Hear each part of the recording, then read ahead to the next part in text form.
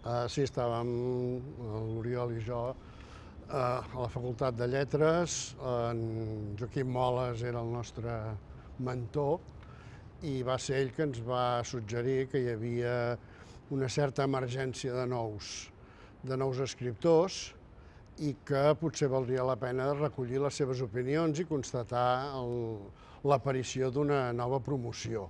Més endavant ja ens vam enredar nosaltres a batejar-ho com a generació perquè estàvem com molt motivats en què hi hagués una mena de cesura, de trencament. En aquell moment la vèiem de manera molt militant amb el realisme crític, amb el realisme social, amb tot allò que s'havia portat als anys anteriors. I d'aquí va néixer un llibre d'entrevistes en el qual primerament hi vam posar la Maria Antònia i com que no arribàvem al nombre de 25, el llibre havia de sortir un dia de Sant Jordi, que era el dia del debut novel·lístic també del Jaume Fuster, i el vam incloure molt a darrera hora com el mateix Jordi Coca.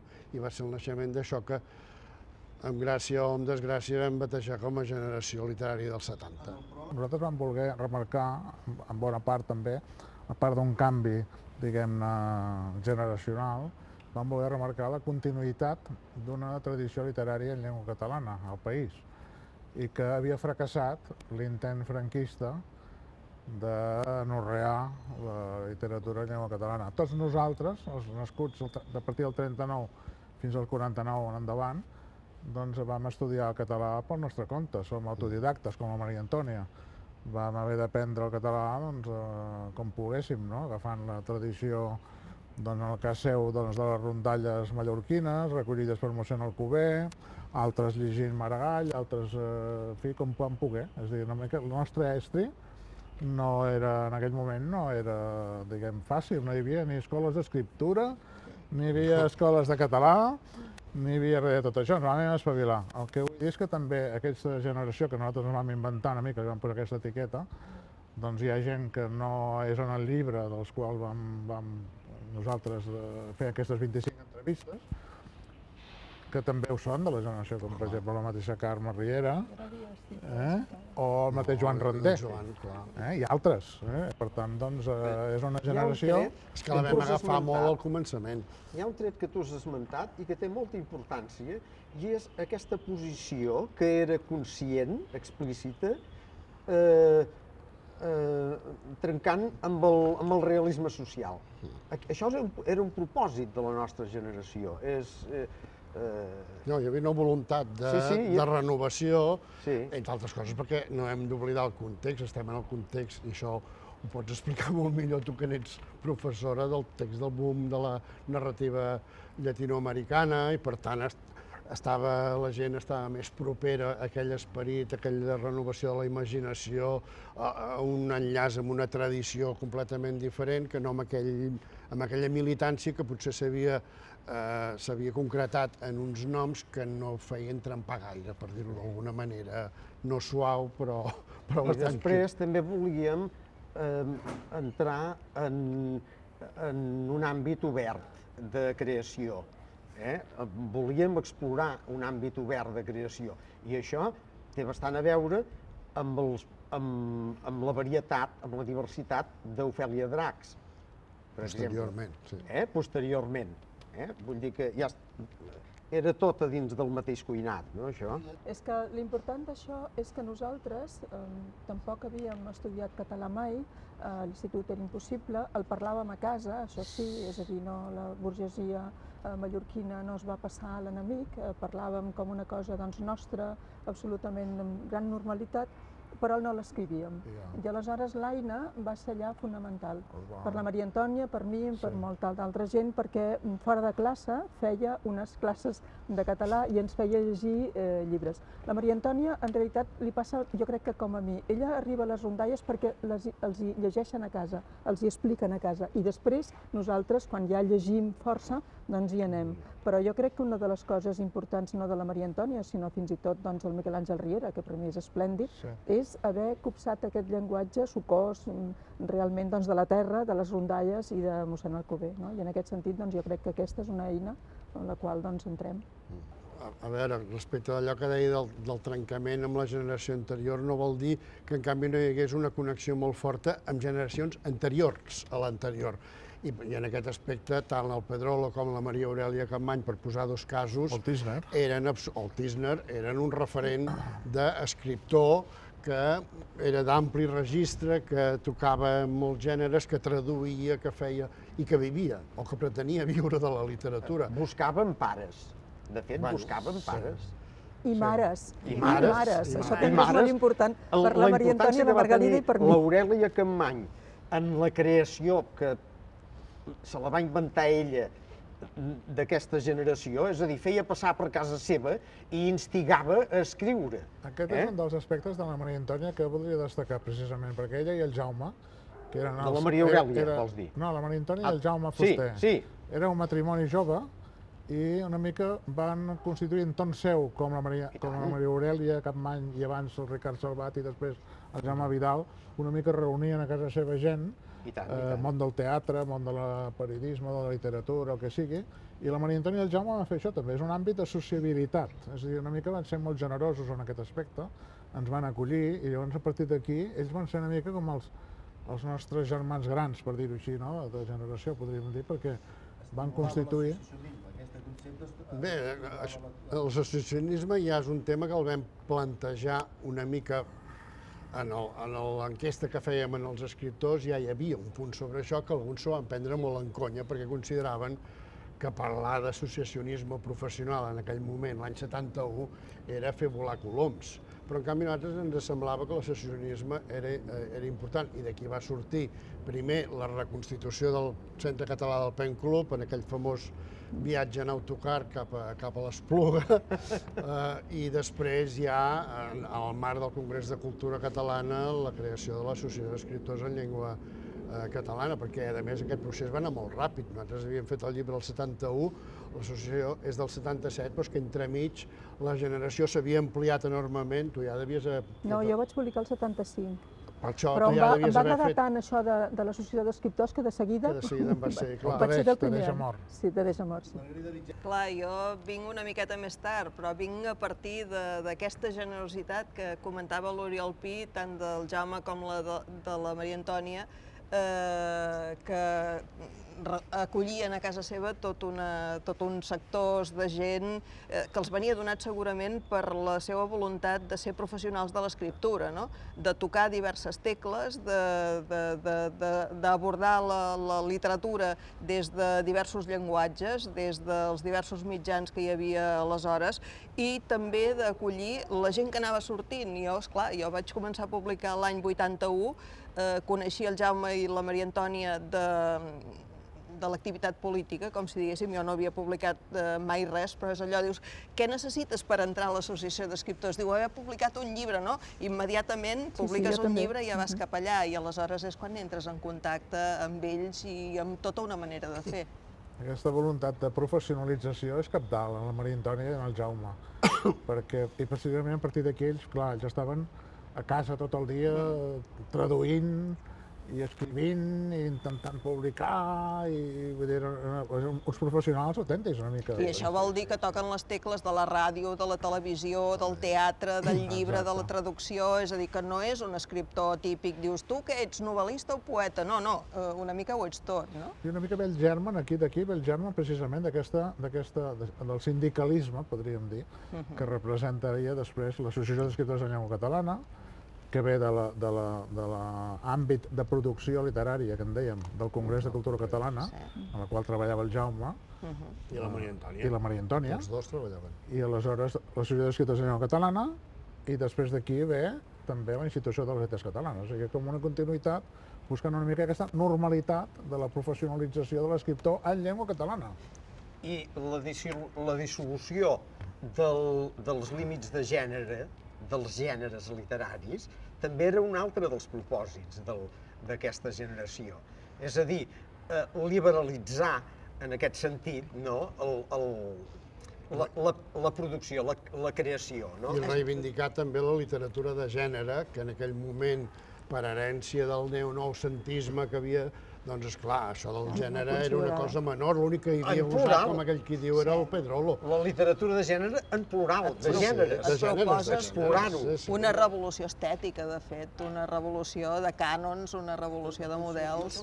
La idea de l'escriptor compromès estava damunt, en aquell moment era la norma, diguem, venia de l'esperit francès, del Jean-Paul Sartre, dels Camus, del existencialisme... I de Llatinoamèrica. Escriptor compromès, del món llatinoamericà. Llavors nosaltres érem una generació de joves escriptors compromesos, no?, amb la continuïtat de la literatura en llengua catalana, no? I aleshores vam establir, doncs, com que teoritzàvem en aquestes reunions i tot això, doncs, una mica en la línia de Gramsci, vam teoritzar bastant sobre el que seria una literatura nacional popular, que diu Gramsci, literatura nacional guia popular.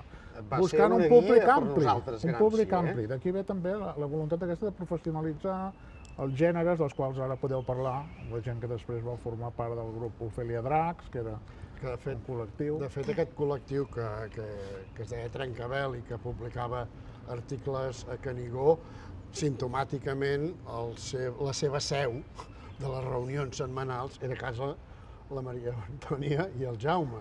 I després publicàvem uns articles setmanals a Canigó que eren amplament debatuts i discutits durant setmanes fins que arribàvem allò al punt precís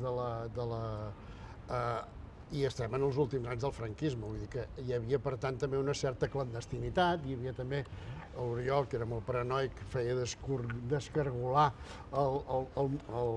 el micro del telèfon per si la policia ens podia sentir a través, però dir que hi havia aquesta situació que no estàvem fent allò, unes tertúlies obertes ni en públic ni res, estàvem conspirant, literalment. L'únic que el producte, el decantament d'aquestes trobades eren uns articles legals, evidentment, o d'aquells que s'havien de llegir entre línies, que es publicaven a Canigó, i amb una certa voluntat d'això, de fer un corpus teòric que arrencant de Gramsci i del concepte de compromís fes aquesta definició d'una literatura nacional popular que incloïa també ampliar aquella visió exquisida, poètica, de narrativa exquisida que s'havia valorat sobretot per part dels crítics i dels mandarins fins a aquell moment. Uns quants érem del PSAN, militants des del començament, sí, i per bé que la nostra literatura no la vèiem com a cap obediència de partit, estàvem molt convençuts que érem nosaltres els que creàvem la teoria segons la nostra anàlisi, no segons l'anàlisi del partit. A vegades s'ha volgut presentar això com el front cultural de... No, era un grup d'amics, de joves escriptors, compromesos, més o menys en aquesta línia de socialisme i alliberament nacional, que era el que hagués pogut esdevenir un partit socialista normal a Catalunya, als Països Catalans, i que es va estroncar en un moment determinat per radicalisme i per maximalisme, i ja està. Però hi ha en canvi un altre tipus de compromís que també és polític de la Maria Antònia, que des de bon començament es tradueix en la seva, no només en la seva vida, sinó en la seva literatura, que és el feminisme. És la causa de defensa de la llibertat, de la igualtat de les dones. I ella comença des del principi un tipus de literatura que no només trenca amb el cànon del realisme històric, sinó que trenca també amb els models del paper que tenen les dones en aquests mons imaginaris i la manera com les dones escriptores aborden la seva escriptura, Carme? Sí, no, absolutament d'acord.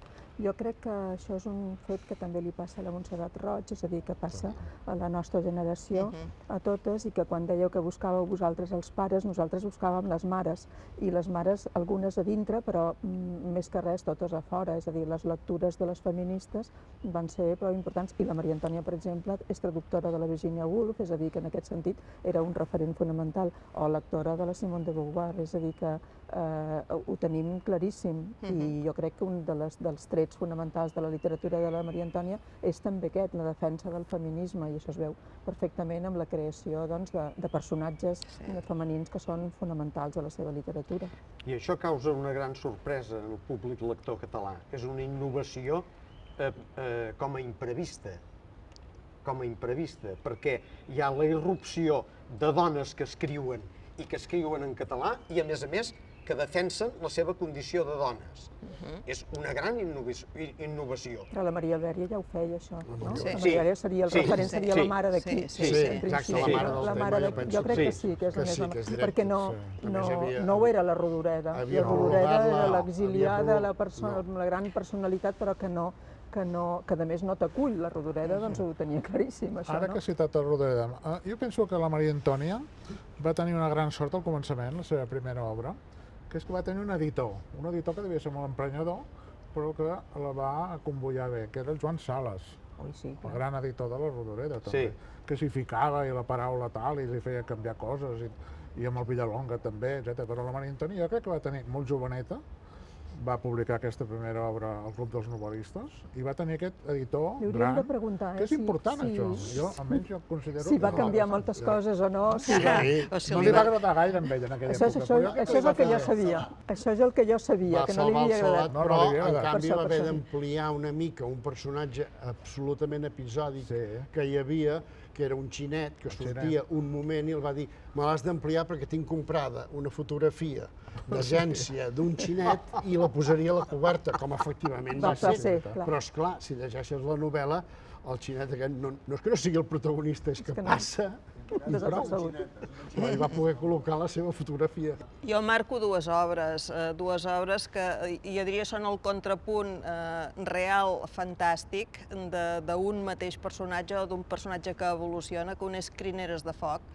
La Carme Riera parlava de la Maria Aurèlia Capmany com a referència generacional. La Maria Antònia sempre havia dit que a dintre Crineres de foc hi havia aquest homenatge a la Maria Aurèlia Capmany. Allà les dones encara estan tancades al casal, encara les dones no tenen veu, encara les dones no tenen voluntat, i a Joana es produeix el salt definitiu cap a la voluntat de les dones, cap a la seva veu, cap al seu llenguatge, cap a l'expressió del cos, cap a la vivència total del plaer a través de la literatura. Jo, Crineres de foc i Joana efectivament. I potser Muller que busca espill també és molt interessant pel que planteja. És a dir, jo crec que, fins i tot, no sé si hi ha alguna tesi sobre aquest punt a la Maria Antònia, però podia haver-hi, perquè realment jo crec que a totes les novel·les hi ha algun punt, malgrat que tens raó, Margarida, perquè són aquestes I dues. després també el mite de Montcarrà, no? Home, clar. També, clar. Però això sí que és molt influència de les rondalles i de tot aquest món. Era el seu Macondo, per entendre'ns. I ell et diria les rondalles mallorquines, que cita Macondo i deia... És que les rondalles són, en certa mida, Macondo, si ho pensem bé, és a dir, l'espai que configuren, els referents que ens proposen, és a dir, jo crec que hi ha un món mític a darrere de les rondalles. I en el moment d'abraçar la militància de la literatura de gènere que calia i tot això, la sèrie de l'Ònia Guiu.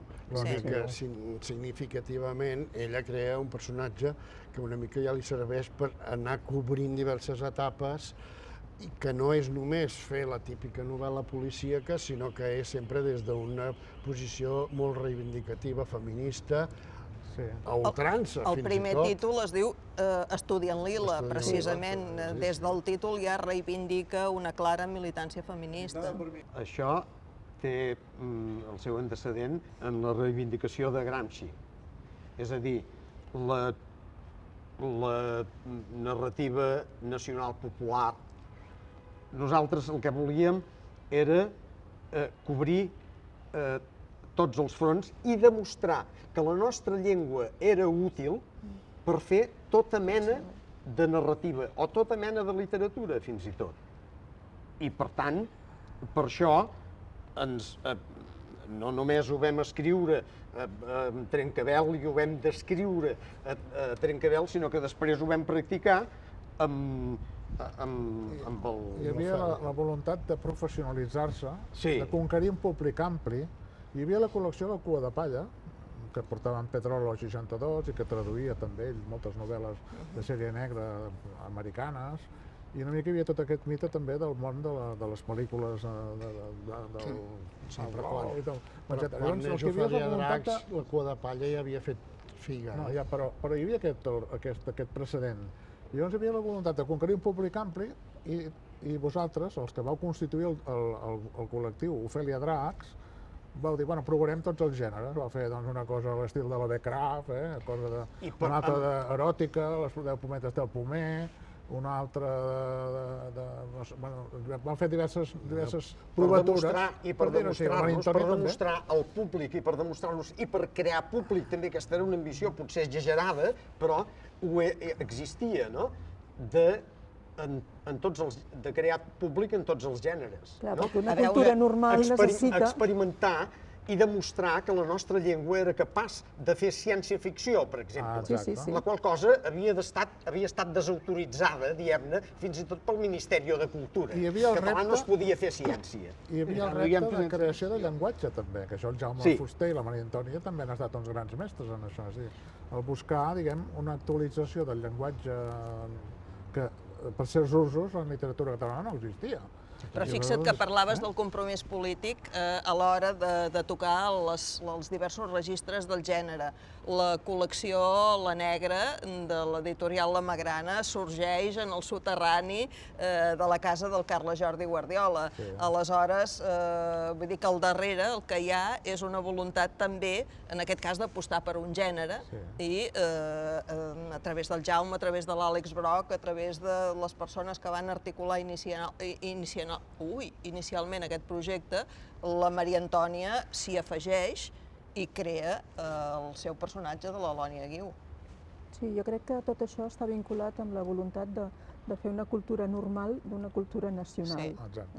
I a més que també, si recordem que ells són traductors, una literatura necessita tenir traduccions en la pròpia llengua i per tant ells també influeixen en aquest sentit, jo crec que prou. Amb ells els encarregaven llibres per traduir 62 i Península, o Castellet, Sí, bàsicament. que també traduïa la Maria Antònia al castellà. Per exemple, va traduir la Maria Antònia Poesia i Revolució, de Mayakovsky, una antologia de textos de Mayakovsky, o bé, per exemple, un llibre sobre Trotsky, una biografia o no sé què, de Península, i altres, no? Però sí, van traduir molt, traduïen molt. No, és que era una guanyaven forma la vida, de guanyaven la vida. Es guanyaven la vida i a banda d'això l'arribada dels drets d'autor era una... contribuïen Moby Dick i tant. en aquesta qüestió. Moby Dick. Molt bo. Però, de tota manera, no podem oblidar que, a part de que és bàsicament i essencialment una novel·lista, una narradora, si voleu, perquè també estem parlant molt de les novel·les, però també hi ha tota la narrativa... Sí, els contes. Els llibres de que són molt contes, bons. les coordenades espai-temps per guardar... Les ensaïmades. ensaïmades, que en aquell moment va ser un cert impacte, perquè era un tipus de plantejament de narrativa curta que no era gens l'habitual. Eren les primeres proves per fer les cròniques, però també són... Les coordenades és del 75, potser, i les de la Montcarrà del 72. 75, les coordenades. Les coordenades jo crec que és del 75 o 76, i la Montcarrà és d'abans. Doncs és del 72, Montcarrà del 72 i invertit el temps. Montcarrà és del 72 i les coordenades... Però em sembla que les tenia escrites d'abans. Probablement. Perquè era un tipus de format que perquè li van demanar aquells ximples del Vicenç Altaió i el Jaume Creus que feien aquella col·lecció que es deia Cristalls, on pensaven fer coses inusuals. Per tant, va poder col·locar uns textos que no tenien ni el format ni de la Selecta ni de cap dels pocs llocs on es publicava narrativa breu.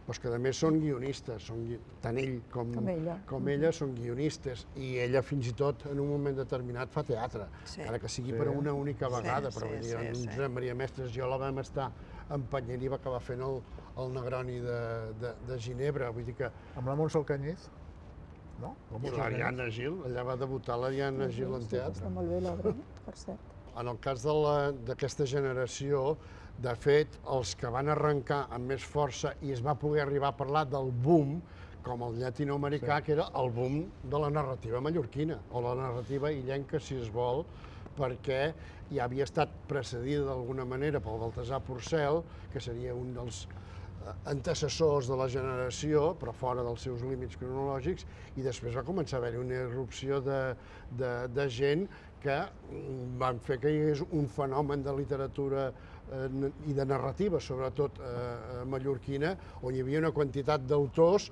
desproporcionada, diguéssim, respecte del que és la realitat demogràfica dels països catalans. Hi havia molts més narradors illencs, mallorquins sobretot, i manacorins, fins i tot. Sí. Que no pas principatins, o Va valencians que sorprendre van sortir molt molt el més tard. lector català, el llenguatge Sí. i l'escriptura dialectal. Home, l'època Va de- agradar molt. Va En agradar Blai molt. Bonet, Va enamorar, als va anys enamorar el 50, lector. En Blai Bonet el passejaven per les cases, als anys 50. Com perquè- un producte Sí, una mica exòtic. sí, eh? A vegades tenim Una mica sí. aquest problema, no? Jo quan vaig arribar a Barcelona em deia com es diu això d'en Lot i Joabert, que no sabeu dir. Doncs és difícil, però no, en el cas de la Maria Antònia, com en el cas del Guillem Frontera, com en el cas de l'Antònia Vicenç, com en el cas d'algun més, del Biel Gener, per exemple, doncs jo crec que comencen mirant la realitat, i la realitat és turística, i això es nota a les seves obres, no? I per tant és un fenomen social que ells aprofiten per fer-lo, per abocar a la seva obra literària i per fer-ne literatura. Però jo crec que si hi ha un tret comú en aquests autors és potser aquest. És a dir, la Maria Antònia comença per aquí, després sortosament doncs, ja no parla de turisme, perquè el turisme doncs, és una mica una pesta que jo crec que cal evitar, fins i tot literàriament, però que hi és. No parla de turisme, però Mallorca forma part d'un dels eixos troncals de tota la seva obra. Clar, com passa, per exemple, amb el gran Miquel Àngel Riera, o com passa amb el Llorenç Villalonga, no? Jo crec que els illencs no podem defugir, el Baltasar Porcel, no podem defugir la insularitat. Jo crec que això de tenir mar per tots costats aïlla, però dona també uns trets molt No us podeu escapar a peu. No ens podem, no. I sempre volem tornar. Una perspectiva molt concentrada de les coses, perquè les illes concentren la realitat. Sí, i també això que dèieu de la llengua, és a dir, els nostres dialectalismes, en molts aspectes, doncs, jo crec que el mallorquí, com l'ibicenc, com el menorquí, és una llengua molt més potser porosa que el barceloní. Ja no dic després la gent de dintre, de terra endins. Però jo crec que aquests aspectes dialectals que nosaltres els emprem, que són viscuts, que són evidentment de la nostra llengua de cada dia, això sobta perquè sorprèn, perquè en el català estàndard no hi són. I jo crec que és un aspecte positiu, encara que potser a vegades no deixa de ser una mica folclòric, com em passava a mi quan vaig arribar aquí. Home, en la llengua, la Maria Antònia, és molt important aquesta pastositat, aquesta riquesa, I la música. d'expressivitat popular. Això és molt important a la Maria Antònia Oliver, molt. Els mallorquins, tots en conjunt, però la Maria Antònia en concret, alliberen la tensió de les maries verbals i de tots els que potser en una altra circumstància que no hi hagués hagut aquesta irrupció de dialectalisme i de que fos una forma de narrar i d'explicar-se normal, s'haurien sotmès més en aquella prosa pedroliana, per entendre'ns, en què, vull dir, el Pedrolo no trobes dialectalismes Clar, però això és lleidatans, importantíssim. perquè hi havia una llengua literària estàndard i gairebé allò de laboratori que no es podia defugir. Que els correctors ho fan tot perquè nosaltres parlem estàndard i hem de fer molta força i hem de ser molt intensos amb les nostres prohibicions perquè no passi això. Això és molt curiós.